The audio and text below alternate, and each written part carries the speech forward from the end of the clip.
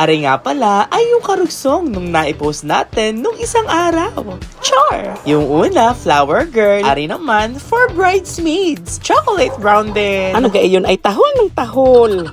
Plain din sana yan mga mi, pero nagsuggest tayo na lagyan na rin natin ng designs. At willing nga namang mag-add si client ng additional fee.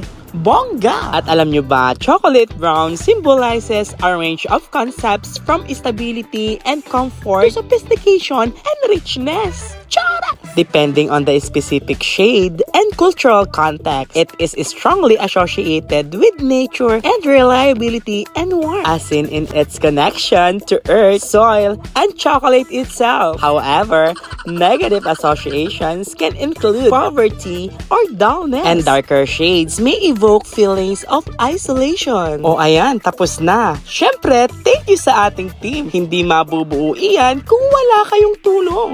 Charas! Syempre nga naman, hindi uusad ang negosyo kung walang team. Pumuti na ang uwak, hindi ka pa natatapos. Syempre, tulong-tulong.